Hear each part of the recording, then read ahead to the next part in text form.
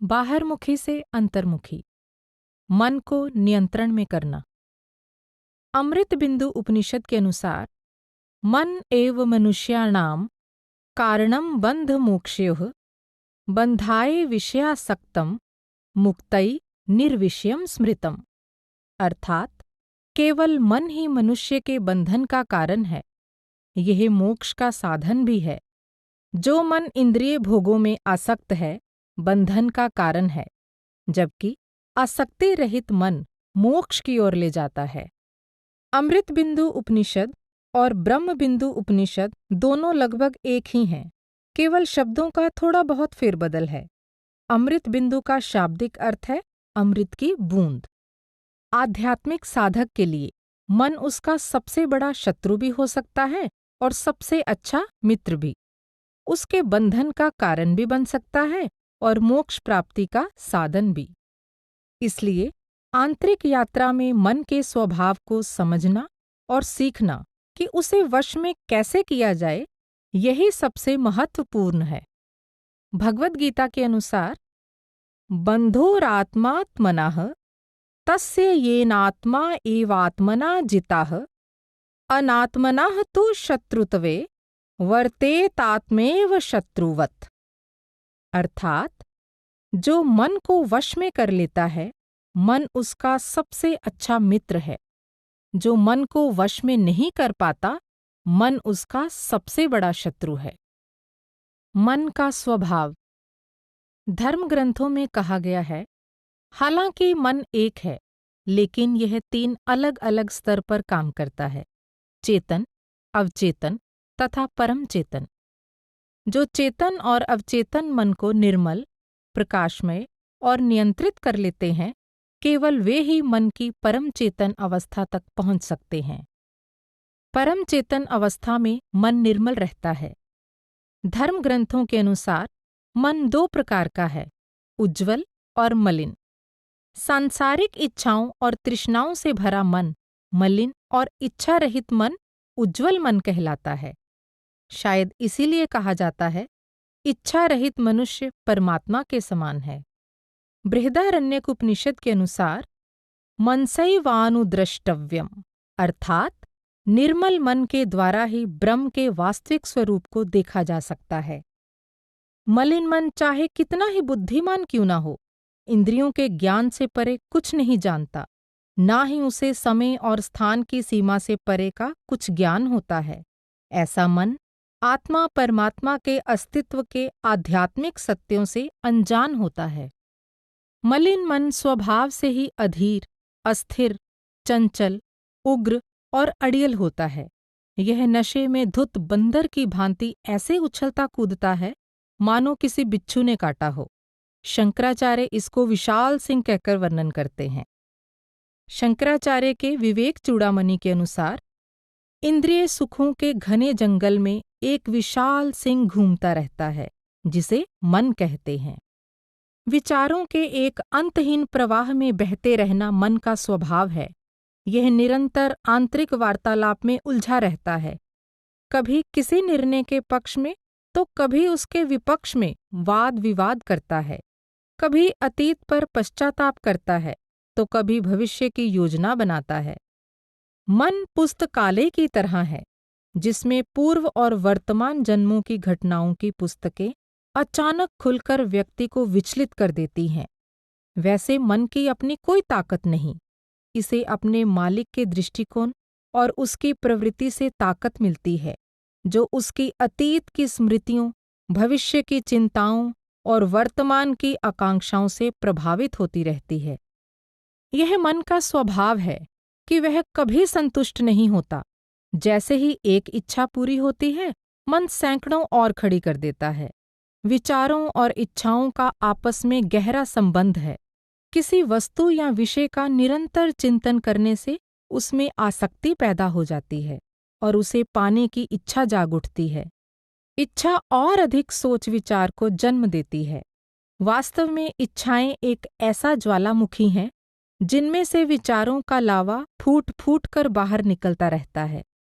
वास्तव में हमारी इच्छाएं ही हमारे विचारों और कर्मों को निर्धारित करती हैं। भगवद गीता के अनुसार ध्यायतो विषयान् पुंसः संगतेषुपजायते, संगात् संजायते कामः, कामात् क्रोधोऽभिजायते, क्रोधाद् भवति सम्मोहः, सम्मोहात् स्मृतिविभ्रमः, स्मृतिभ्रंशाद् बुद्धिनाशो, बुद्धिनाशात् प्रणश्यति। अर्थात विषय भोगों का चिंतन करने से मनुष्य की उनमें आसक्ति हो जाती है, आसक्ति से इच्छा और इच्छा से क्रोध उत्पन्न होता है, क्रोध भ्रम को जन्म देता है, भ्रम स्मृति को विकृत कर देता है, इससे विवेक शक्ति नष्ट हो जाती है और मनुष्य अधोगति को प्राप्त होता है। इच्छाएं 5 विनाशकारी विकारों का मूल कारण हैं: काम, क्रोध, लोभ, मोह और अहंकार। ये पांचों विकार संसार में आसक्ति का कारण हैं। इन विकारों के कारण मनुष्य घृणा, ईर्ष्या, शंका, बदले की भावना, अहंकार, पाखंड, पक्षपात, भ्रम, दूसरों में दोष निकालना, संदेह, स्वयं को नेक समझना आदि मिथ्या धारणाओं का शिकार हो जाता है। इसके अतिरिक्त आत्मकरुणा, निराशा, अवसाद विषाद, रुचि अरुचि, आसक्ति, प्रलोभन, शत्रुता, अफवाहें फैलाना, हठधर्मिता और घमंड जैसी प्रवृत्ति हो जाती है। इनके परिणाम स्वरूप वह दुखी और असंतुष्ट रहता है और उसका जीवन असंतुलित तथा अव्यवस्थित हो जाता है। वह हर प्रकार का अनैतिक और अवांछित कार्य करता है। शंकराचार्य का कथन है, किसी वस्तु को प्राप्त करने की इच्छा मनुष्य को कर्म के लिए प्रेरित करती है, जिससे मनुष्य अपनी मूल प्रकृति से भटक जाता है। इस प्रकार भटक कर उसका पतन हो जाता है और पतित होकर वह विनाश को प्राप्त होता है। तब उसके पुनरुत्थान का कोई अवसर नहीं रहता। अगर कोई सच्ची मुक्ति प्राप्त करना चाहता है तो उसे अपनी इच्छाओं और विचारों के अंतहीन प्रवाह को रोकना होगा। कठोपनिषद के अनुसार यदा सर्वे प्रमुच्यन्ते कामा येऽस्य हृदये श्रिता अथ मर्त्यो अमृतो भवत्ययत्र ब्रह्म संश्नुते। अर्थात जब मन की सभी इच्छाएं नष्ट हो जाती हैं तो नश्वर जीव अनश्वर हो जाता है और यहाँ इसी जन्म में ब्रह्म को प्राप्त कर लेता है। महाभारत में कामना को इस प्रकार संबोधित किया गया है, हे कामना, मुझे तुम्हारे स्रोत का ज्ञान है। तुम्हारी उत्पत्ति विचारों से होती है। मैं तुम्हारे बारे में विचार ही नहीं करूँगा और इस तरह तुम्हारा और तुम्हारे स्रोत का नाश हो जाएगा। एक निर्मल पवित्र मन के दर्पण में परमात्मा प्रकट होता है। इसलिए जिज्ञासु को निर्मल नैतिक जीवन जीना चाहिए। उसे अपनी इंद्रियों की प्रवृत्ति आध्यात्मिकता की ओर मोड़नी चाहिए। उसे केवल वही सुनना चाहिए जो अच्छा है, वही बोलना चाहिए जो सही हो और वही देखना चाहिए जो हितकारी हो। ऋग्वेद के अनुसार भद्रं कर्णेभिः शृणुयाम देवा भद्रं पश्येमाक्षभिर्यजत्राः। अर्थात हम अपने कानों से वही सुने जो शुभ हो और अपनी आँखों से वही देखें जो अच्छा हो। मन को वश में करना। स्वामी शिवानंद का कथन है, समुद्र का सारा जल पी लेना, आग और पानी के ऊपर चलना, हवा में उड़ना, हिमालय को जड़ से उखाड़ देना और जलती हुई आग को निगल जाना, ये सब संभव हैं, लेकिन मन को वश में करना अत्यंत कठिन है। धर्म ग्रंथों में वर्णित कथाएं दर्शाती हैं कि किस प्रकार मन ने बड़े बड़े ऋषि मुनियों को भी गिरा दिया। इनमें से एक उदाहरण ऋषि विश्वामित्र का है, जो कान्यकुब्ज राज्य के क्षत्रिय राजा थे। यद्यपि वह सन्यासी महात्मा बन गए थे, फिर भी वह वासना जैसे निम्न वृत्तियों को वश में नहीं कर पाए। जब स्वर्ग की अप्सरा मेनका उनकी तपस्या भंग करने के उद्देश्य से वहां आई, तो वह अपने पर नियंत्रण रखने में असफल रहे। उनके और मेनका के संबंध से शकुंतला का जन्म हुआ। शकुंतला का विवाह राजा दुष्यंत के साथ हुआ। 3 वर्ष बाद उनके यहाँ एक पुत्र हुआ जिसका नाम भरत रखा गया। उसके नाम से गंगा सिंध का मैदानी क्षेत्र भारतवर्ष कहलाने लगा। बाद में यह नाम पूरे भारत देश के लिए प्रचलित हो गया। अपनी कमजोरी पर नियंत्रण न रख पाने से लज्जित होकर विश्वामित्र ने फिर से ब्रह्मचर्य व्रत धारण करने की शपथ ली और नए उत्साह के साथ तपस्या में लीन हो गए। काफी वर्षों की तपस्या के पश्चात वह अपनी वासना पर विजय पाने में सफल हो गए। इस बार जब एक अन्य अप्सरा रंभा ने उनकी तपस्या भंग करने के इरादे से उन्हें फुसलाने की कोशिश की तो वह विचलित नहीं हुए, परंतु वह इतना क्रोधित हो गए कि उसे श्राप दे डाला तथा इस तरह एक और विकार क्रोध का शिकार हो गए। फिर भी मन को वश में करना असंभव नहीं है। ऋषि उद्दालक एक ऐसा उदाहरण है जिनको इसी तरह के प्रलोभनों का सामना करना पड़ा, लेकिन वह असफलता का शिकार नहीं हुए क्योंकि उन्होंने कठिन तपस्या द्वारा अपने मन को नियंत्रित कर लिया था। जब वह तपस्या में लीन थे तो स्वर्ग की अप्सराओं ने उन्हें अपने रूप से मोहित करने का प्रयास किया। अप्सराओं ने कहा, कृपया आप इस दिव्य विमान में बैठ जाइए जो आपको देवलोक में ले जाएगा। वहां सुंदर अप्सराएं सदैव आपकी सेवा में उपस्थित रहेंगी। यह सब आपकी कठोर तपस्या के फल के रूप में मिल रहा है। परंतु उद्दालक ने शांत मन से सभी प्रलोभनों को ठुकरा दिया और अपनी तपस्या में लीन रहे। मन को वश में करने का एकमात्र साधन मन ही है। भगवद गीता में श्री कृष्ण कहते हैं, मन की सहायता से ही मन को वश में करना चाहिए। और श्रीमद् भागवतम में वह कहते हैं, मन को वश में करना ही सर्वोच्च योग है।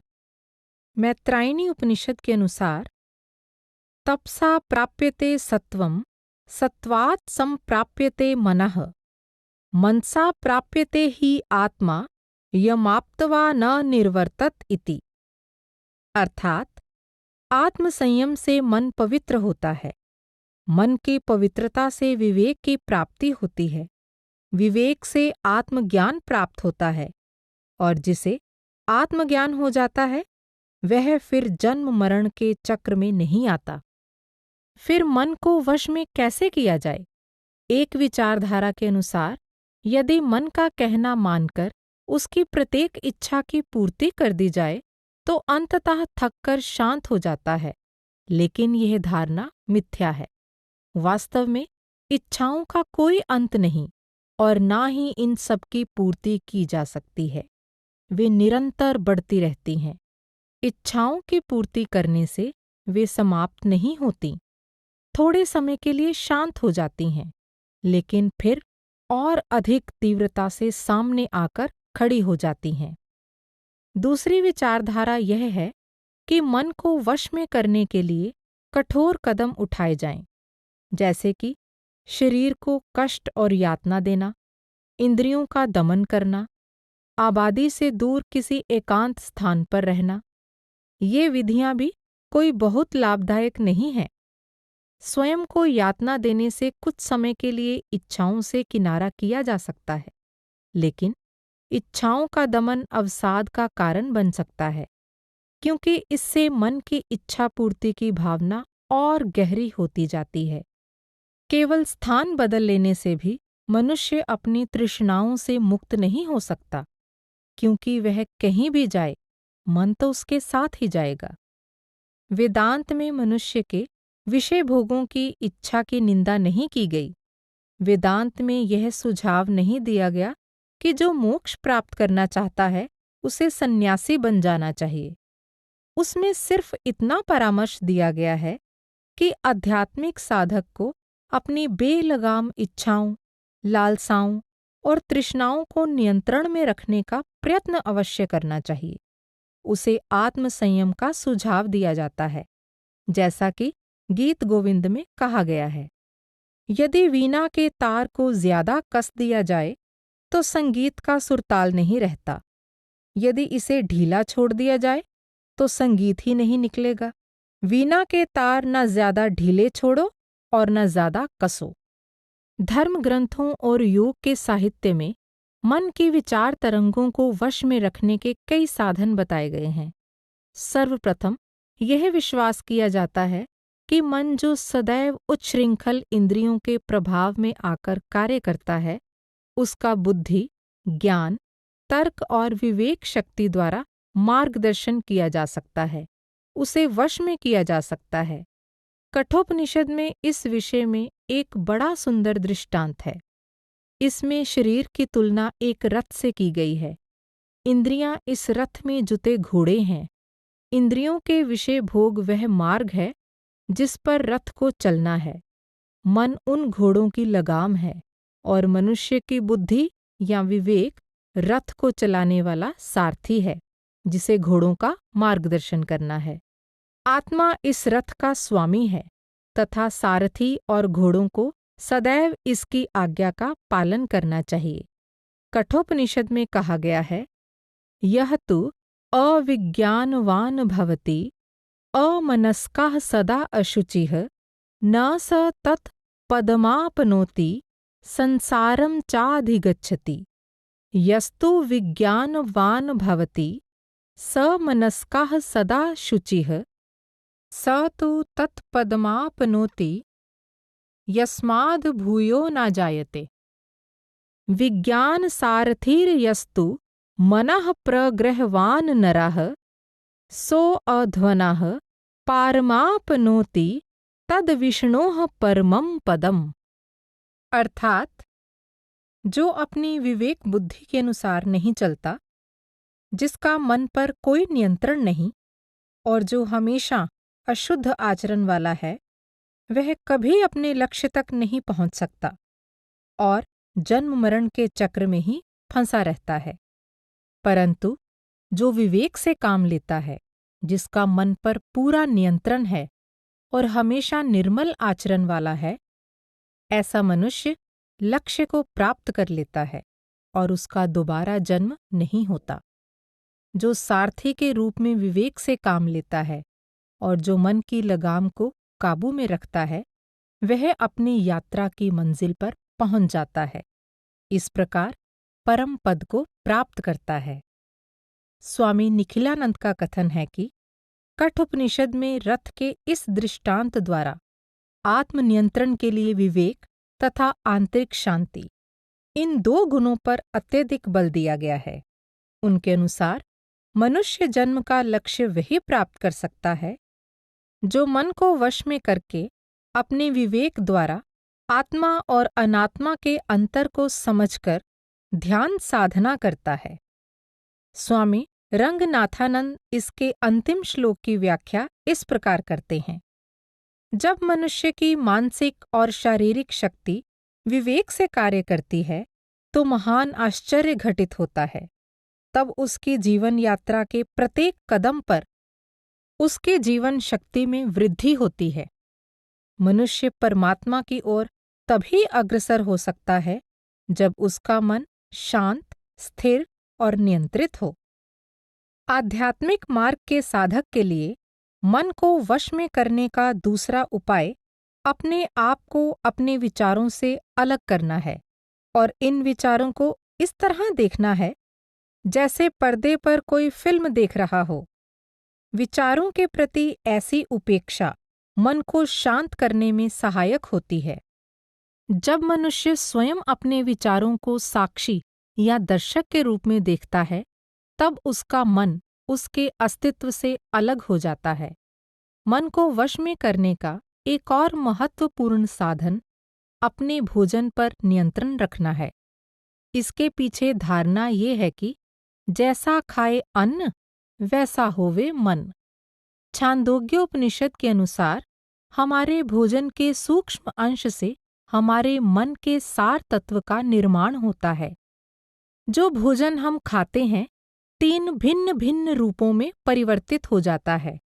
उसका स्थूल भाग मल बन जाता है, मध्य भाग मांस मज्जा में परिवर्तित हो जाता है और सूक्ष्म भाग हमारे मन का निर्माण करता है।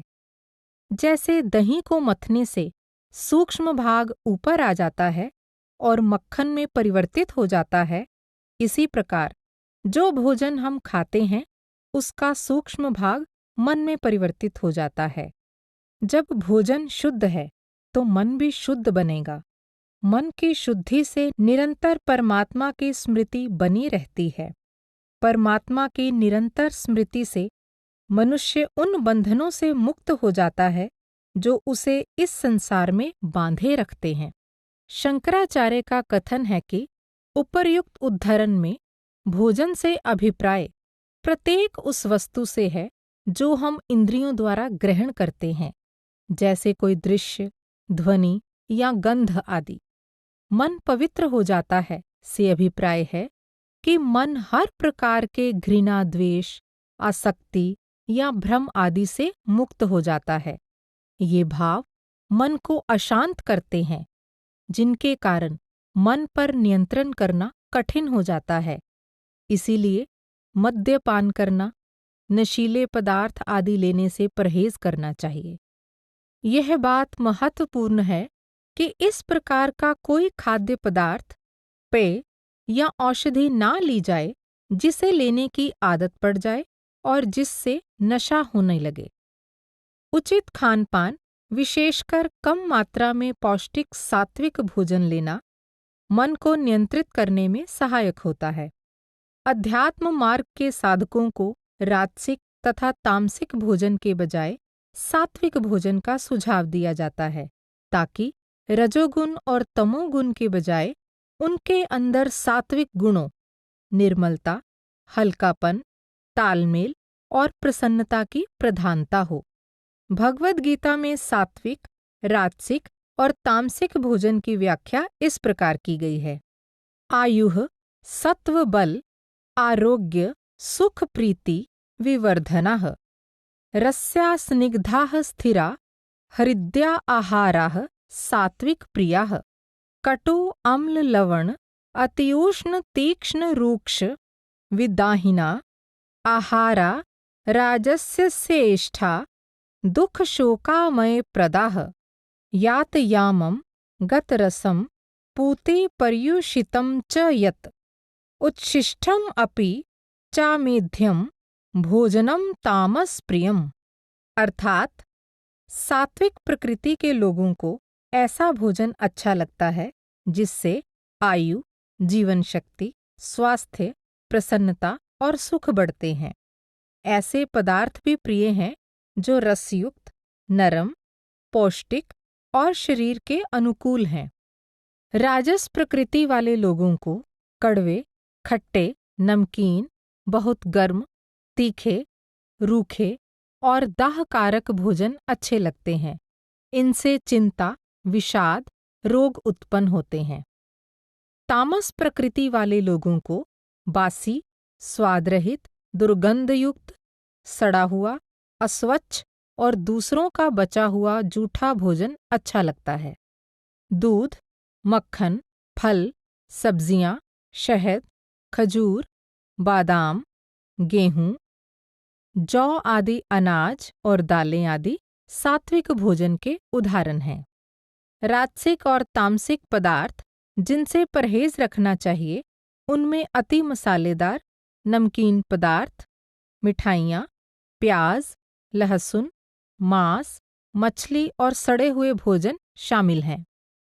अध्यात्म के साधकों को परामर्श दिया जाता है कि वे भोजन के तौर पर पेट आधा भरें, 1/4 भाग पानी और 1/4 वायु की हलचल के लिए खाली छोड़ें। कहते हैं कि पेट का 1/4 भाग खाली छोड़ने से परमात्मा का आशीर्वाद मिलता है। भगवद गीता के अनुसार नात्यश्नतस्तु योगो अस्ति न चेकांतम अश्नतः न चाति स्वप्नशीलस्य जाग्रतो न एव चार्जुन। अर्थात योग में सफलता उन्हें नहीं मिलती जो बहुत ज्यादा खाते हैं या बहुत कम खाते हैं, जो बहुत ज्यादा सोते हैं या बहुत कम सोते हैं। मन को नियंत्रण में रखने की एक और विधि है, इसे बुरी संगति से बचाना और संतों की संगति में रहने का प्रयत्न करना। योग वाशिष्ठ में कहा गया है, सत्पुरुषों की संगति में रहकर अपनी विवेक शक्ति को तीव्र करो। योग वाशिष्ठ ग्रंथ के लेखक ऋषि वाल्मीकि माने जाते हैं। इस ग्रंथ में महर्षि वशिष्ठ अपने शिष्य श्री राम को उपदेश देते हैं कि इंद्रियों के अस्थिर जगत के पर्दे के पीछे छिपे अटल सत्य का अनुभव कैसे किया जाता है। इस ग्रंथ में 32,000 श्लोक हैं। शंकराचार्य कहते हैं, संतों का सत्संग सभी प्रकार के मोह के बंधन काट देता है। आसक्ति रहित होने से मन के संशय नष्ट हो जाते हैं। जब कोई संशय नहीं रहते तो मन स्थिर हो जाता है। स्थिर मन जीवन मुक्ति प्राप्त कर लेता है। यह सत्य है कि मनुष्य की संगति उसकी वृत्ति, रुचि अरुचि, उसकी आकांक्षाओं तथा उसके उद्देश्य को प्रत्यक्ष या अप्रत्यक्ष रूप से प्रभावित करती है। मनुष्य जिन पदार्थों और व्यक्तियों की संगति में रहता है, उनके अनुसार उसका स्वभाव बदलता रहता है। यदि मनुष्य शराब पीने वालों की संगति करता है, तो कभी न कभी वह भी शराब पीना शुरू कर देता है। यदि वह विद्वान लोगों की संगति में रहता है, तो वह भी ज्ञान प्राप्त करने का प्रयत्न करता है। इसी प्रकार यदि वह आध्यात्मिक वृत्ति वाले लोगों के साथ रहता है, तो उसका झुकाव भी अध्यात्म की ओर हो जाता है। संतों की संगति मायाजाल के विरुद्ध दीवार का कार्य करती है और मनुष्य का सही मार्गदर्शन करने के लिए एक प्रकाश स्तंभ का कार्य करती है। इसलिए पूर्ण गुरु की आवश्यकता पर और उसके उपदेश का अनुसरण करने पर बहुत बल दिया जाता है। श्री कृष्ण कहते हैं, योग, विवेक, धर्मपरायणता, वेदों का अध्ययन, यम नियम, त्याग, वैराग्य, कर्मकांड, परोपकार, दान, व्रत, यज्ञ, मंत्र जाप, तीर्थ स्थान तथा सदाचार के नियम, इनमें से कोई भी मुझे वश में करने में समर्थ नहीं है, जितनी कि सत्संगति, जिसके द्वारा सारे बंधन काटे जा सकते हैं। मन को वश में करने का एक और उपाय अपनी आत्मा और शरीर को एक समझने की मिथ्या धारणा से बचना है। यही धारणा मैं मेरी की भावना को जन्म देती है।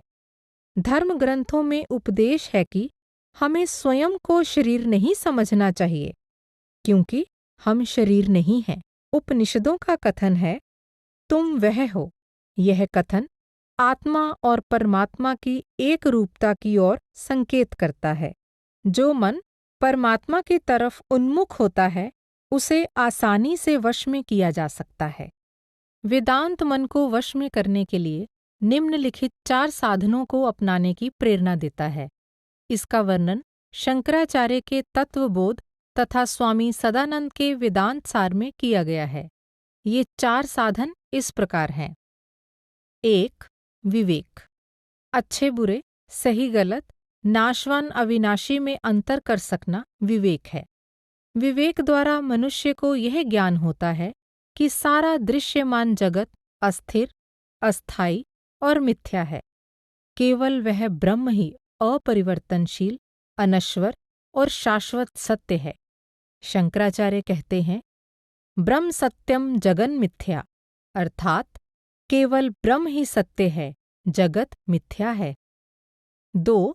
वैराग्य। सभी प्रकार के भौतिक और आदि भौतिक इंद्रिय सुखों से पूर्णतया अनासक्ति वैराग्य कहलाता है। वैराग्य की यह भावना केवल व्यक्तिगत दुखों तथा दुर्भाग्य के कारण ही नहीं आनी चाहिए, क्योंकि इस प्रकार की भावना कुछ समय पश्चात या फिर नई इच्छाओं के उत्पन्न होने के साथ नष्ट हो जाती है। वैराग्य इस दृढ़ विश्वास के साथ किया जाए कि संसार की सभी वस्तुएं अस्थायी हैं और उनकी आसक्ति अंततः दुख का ही कारण बनती है। 3. षट संपत्ति, अर्थात 6 सद्गुणों को अपनाना। शम, मन को वश में करना, मन को सांसारिक विषय भोगों से दूर रखना, जो आध्यात्मिक लक्ष्य की प्राप्ति में सहायक नहीं है। दम, इंद्रियों को वश में करना, 5 ज्ञानेंद्रियों तथा 5 कर्मेंद्रियों द्वारा कोई भी ऐसा कार्य ना करना जो मोक्ष प्राप्ति के मार्ग में बाधा बने। उपरति, इंद्रियों को रोक कर रखना, शम दम से सधी हुई इंद्रियों को दोबारा विषय भोगों की ओर ना जाने देना।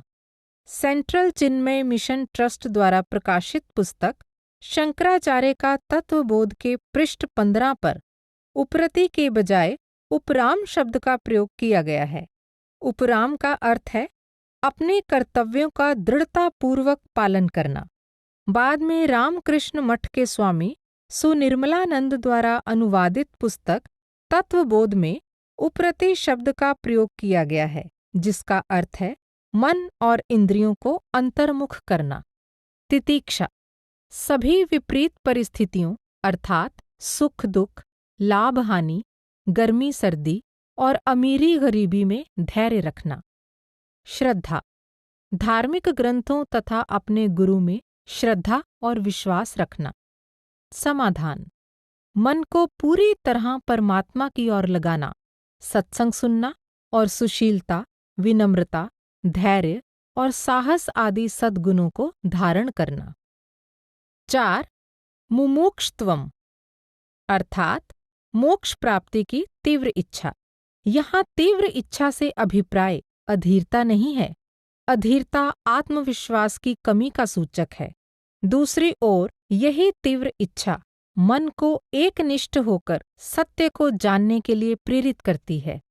द बृहदारण्यकोपनिषद में भिन्न भिन्न गुणों को धारण करने की जरूरत के बारे में एक कथा का वर्णन है। प्रजापति ब्रह्मा की तीनों संतान देवता, मानव और दानव उच्च ज्ञान की प्राप्ति के लिए शिष्य के रूप में उनके साथ रह रहे थे। अपनी शिक्षा का समय पूरा होने के पश्चात देवताओं ने प्रजापति से कहा, भगवन, हमें उपदेश दीजिए। प्रजापति ने द अक्षर का उच्चारण किया और पूछा, क्या तुम इसका अर्थ समझ गए हो? उन्होंने उत्तर दिया, हम समझ गए हैं। आपने हमें दाम्यत अर्थात दमन करने को कहा है। प्रजापति ने कहा, हाँ, तुमने ठीक समझा है। तब मनुष्यों ने कहा, कृपया हमें भी उपदेश दीजिए। उनके लिए भी प्रजापति ने द अक्षर का उच्चारण किया और पूछा, क्या तुम इसका अर्थ समझ गए हो? उन्होंने उत्तर दिया, हम समझ गए हैं। आपने हमें दत्त अर्थात दान का उपदेश दिया है। प्रजापति ने उत्तर दिया, हाँ, तुमने ठीक समझा है। इसके पश्चात दानवों ने भी कहा, हमें भी उपदेश दीजिए। उन्होंने दानवों के लिए भी द का उच्चारण किया और इसका मतलब पूछा। दानवों ने कहा, हम समझ गए हैं। आपने हमें दया धारण करने के लिए कहा है। उन्होंने कहा, तुमने भी ठीक समझा है। दिव्य वाणी की गर्जना यही दोहराती है, द अर्थात दमन करो, दान करो और दया करो। व्यक्ति को हमेशा इन 3 गुणों आत्मसंयम, दान और दया को अपनाना चाहिए। डॉक्टर राधाकृष्णन का कथन है कि देवता स्वभाव से उदंड हैं, अतः उन्हें आत्मनियंत्रण करने के लिए कहा गया। मनुष्य स्वभाव से स्वार्थी होते हैं, उन्हें दान देने और निस्वार्थ बनने का उपदेश दिया गया। दानव स्वभाव से निर्दयी होते हैं, अतः उन्हें दयालु बनने के लिए कहा गया। ऐसा समझा जाता है कि वास्तव में कोई देवता या दानव नहीं है। यदि मनुष्यों में अन्य सभी गुण हैं, लेकिन आत्मसंयम की कमी है, तो वे उच्छृंखल देवता के समान हैं। यदि उनमें लोभ और लालच की प्रधानता है, तो वे मनुष्य हैं, और यदि वे निर्दयी हैं तथा दूसरों को कष्ट पहुंचाने में आनंद का अनुभव करते हैं, तो वे दानव हैं। इस प्रकार अपने गुण और दोषों के अनुसार मनुष्य की अपनी ही 3 श्रेणियां हैं। पतंजलि ने अपने योग पद्धति, जिसे पातंजल योग, अष्टांग योग या राजयोग कहा जाता है, उसमें 8 साधन बताए हैं, जिनमें से 6 मन को वश में करने के लिए हैं और 2 ध्यान अभ्यास के लिए हैं। मन को वश में करने के लिए पतंजलि द्वारा बताए गए 6 साधन निम्नलिखित हैं। एक, यम यानी कुछ निषेधात्मक बातें या विकार जिनसे दूर रहना चाहिए। 2, नियम यानी कुछ सद्गुण जिन्हें अपनाना चाहिए। 3, आसन यानी शरीर को स्वस्थ रखने के लिए कुछ आसन। 4, प्राणायाम यानी श्वास को नियमित करना। 5, प्रत्याहार यानी इंद्रिय निग्रह। 6, धारणा अर्थात मन की एकाग्रता। इनके अतिरिक्त पतंजलि 4 सद्गुण अपनाने का भी परामर्श देते हैं। 1, सुखी लोगों के प्रति मित्रतापूर्ण व्यवहार। इससे मन में किसी के प्रति ईर्ष्या द्वेष आदि बुरी भावनाएं नहीं पनपती। 2, दुखी लोगों के प्रति करुणा का व्यवहार। इससे आंतरिक प्रसन्नता मिलती है। 3, सत्पुरुषों की संगति। यह मन को शांत रखने में सहायक है। 4, दुष्ट लोगों से दूर रहना। इससे मन बुरी भावनाओं से बचा रहता है। सकारात्मक दृष्टिकोण मन को वश में रखने का एक अन्य उपाय है। धर्म ग्रंथों में वर्णन है कि जीवन में कुछ घटनाएं पूर्व निर्धारित होती हैं, जो हमारे पिछले कर्मों पर आधारित हैं। इन्हें बदला नहीं जा सकता। इसलिए साधक का हित इसी में है कि वह चिंता, दुख, निराशा, भ्रम आदि से अपने को विचलित न होने दे। दुख हमारे जीवन में किसी कारण से आता है। बेंजामिन फ्रैंकलिन के शब्दों में, दुख हमें कुछ सिखाने के लिए आते हैं। साधक को अपने गुरु और परमात्मा पर दृढ़ विश्वास होना चाहिए। पिछले कर्मों के लिए क्षमा और भविष्य में दोबारा ऐसी गलती ना करने के लिए बल बुद्धि प्रदान करने के लिए परमात्मा से प्रार्थना करनी चाहिए। किसी सांसारिक सुख की इच्छा किए बिना परमात्मा के प्रति श्रद्धा भक्ति रखने से सकारात्मक दृष्टिकोण अपनाने में मदद मिलती है। मन को अनुशासन में रखने से इच्छाओं की दिशा बदल जाती है।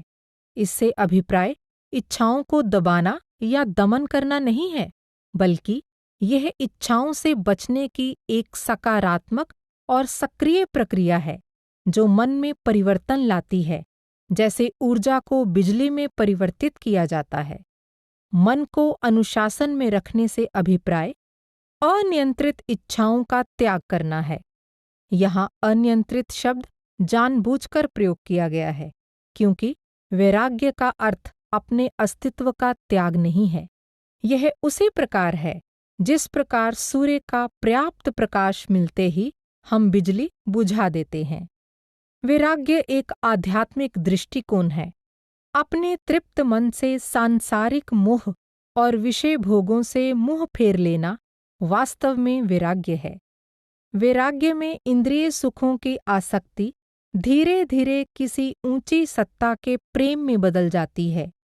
जब हीरे मोती मिल जाएं, तो कंकर पत्थर की परवाह कौन करता है। भगवद गीता के अनुसार लभन्ते ब्रह्म निर्वाण मृषयः क्षीण कल्मषाः छिन्न द्वैधाः यतात्मनः सर्वभूतहिते रताः। अर्थात जब मन और इंद्रियां वश में आ जाते हैं, सब पाप और संशय नष्ट हो जाते हैं। जो सब प्राणियों के हित में कार्यरत है, जो अपने लक्ष्य पर स्थिर है, वह जीवन में और मृत्यु के पश्चात भी मोक्ष को प्राप्त होता है। इस प्रकार मन को वश में करने के कई उपाय हैं, लेकिन शायद सबसे अधिक प्रभावशाली साधन वैराग्य द्वारा मन को अंतर्मुख करके ध्यान साधना में लगाना है। मन को अंतर्मुख करना। पतंजलि अपने ग्रंथ योग सूत्र में लिखते हैं कि अभ्यास और अनासक्ति द्वारा मन के विचार तरंगों को वश में किया जा सकता है। भगवद गीता में भी इसी बात का समर्थन किया गया है। अर्जुन श्री कृष्ण को बताते हैं कि मन को वश में करने के लिए आध्यात्मिक साधक को कितनी कठिनाई का सामना करना पड़ता है। चंचलम ही मनः कृष्ण प्रमाथि बलवद दृढ़म तस्या अहम निग्रहम मन्ये वायोरिव सुदुष्करम। अर्थात हे कृष्ण, यह मन बड़ा चंचल, उद्दंड, हठी और बलवान है, इसलिए इसको वश में करना बहुत मुश्किल है। मेरे विचार से यह वायु को वश में करने के समान है। अर्जुन की शंका का समाधान करते हुए भगवान श्री कृष्ण मन को वश में करने का रहस्य 2 शब्दों में बताते हैं, अभ्यास और वैराग्य। असंशयम महाबाहो मनो दुर्निग्रहं चलम अभ्यासेन तु कौन्तेय वैराग्येण च गृह्यते। अर्थात, हे अर्जुन, निस्संदेह ये मन बड़ा चंचल है, निश्चित ही बड़ी कठिनता से वश में आने वाला है, परंतु अभ्यास और वैराग्य के द्वारा इसे वश में किया जा सकता है। वैराग्य के लिए मन में विश्वास होना जरूरी है कि संसार की प्रत्येक वस्तु क्षणभंगुर और नाशवान है, केवल परमात्मा ही शाश्वत है। इसलिए मनुष्य को संसार के सुख दुख में शारीरिक या भावनात्मक रूप से उलझना नहीं चाहिए। श्री कृष्ण का कथन है, जितात्मनः प्रशान्तस्य परमात्मा समाहितः शीतोष्ण सुख दुखेषु तथा मानापमानयोः। अर्थात, जिसने मन को वश में कर लिया उसने परमात्मा का साक्षात्कार कर लिया, क्योंकि उसने परम शांति प्राप्त कर ली। ऐसा मनुष्य सुख दुख, गर्मी सर्दी, मान अपमान में समभाव रहता है। परमात्मा की निरंतर ध्यान साधना ऐसा प्रयास है जिसमें सफलता और असफलता से विचलित हुए बिना मन को स्थिर किया जा सकता है। इसके लिए जप तप, इंद्रिय निग्रह, विश्वास, विवेक और सबसे महत्वपूर्ण लक्ष्य के प्रति दृढ़ निश्चय का होना अति आवश्यक है। श्री रामकृष्ण का कथन है, अभ्यास योग से अभिप्राय है अभ्यास के माध्यम से योग। नियम पूर्वक अभ्यास में लगे रहो और एक दिन आप देखेंगे कि मन उसी दिशा में जाएगा जिस तरफ आप उसे ले जाना चाहेंगे। मन उस सफेद कपड़े की तरह है जो धोबी से धुलकर आया है। इसको आप लाल रंग में रंगेंगे तो ये लाल हो जाएगा, नीले रंग में तो ये नीला हो जाएगा। इसको आप जिस रंग में रंगना चाहें रंग सकते हैं। ध्यान साधना का एक पहलू मन को परमात्मा के किसी नाम या किसी गुप्त मंत्र के सुमिरन में लगाए रखना है। इस तरह मन जाप में लीन रहने से धीरे धीरे निर्मल हो जाता है। इससे मन की शक्ति को केंद्रित करने में सहायता मिलती है, वह शक्ति जो पहले इंद्रियों के प्रभाव में आकर चारों ओर फैली हुई थी। परमात्मा का ध्यान परमात्मा की कृपा का कारण बनता है। जैसा हम सोचते हैं वैसा ही बन जाते हैं और वैसा ही अनुभव करने लगते हैं। छांदोग्योपनिषद के अनुसार, यथा क्रतुर अस्मिन् लोके पुरुषो भवति तथेतः। अर्थात, इस संसार में जैसे कोई सोचता है वैसा ही वह बन जाता है। ध्यान साधना का एक और पहलू जो मन को वश में करने में सहायक है वह है आंतरिक दिव्य धुन यानी नाद को सुनना। इस पुस्तक के नाद योग अध्याय में इसकी विस्तृत व्याख्या की गई है। नाद बिंदु उपनिषद स्पष्ट करता है कि दिव्य धुन को सुनने से मन को कैसे वश में किया जा सकता है। नाद बिंदु उपनिषद के अनुसार, कामनाओं के आनंद वन में घूमते हुए मन रूपी मदमस्त हाथी को मधुर धुन रूपी तेज अंकुश वश में करने की सामर्थ्य रखता है। शरीर के अंतर में स्थित मन रूपी हिरण को फंसाने के लिए दिव्य धुन एक जाल का काम करती है। इसी प्रकार मन के ज्वार भाटे को रोकने के लिए दिव्य धुन बांध का कार्य करती है। भगवान श्री कृष्ण समझाते हैं कि ध्यान अभ्यास द्वारा मन को वश में करके परम ज्ञान कैसे प्राप्त किया जा सकता है। अनियंत्रित मन यह कल्पना भी नहीं कर सकता कि उसके अंतर में परमात्मा विद्यमान है, तो फिर वह ध्यान कैसे कर सकता है?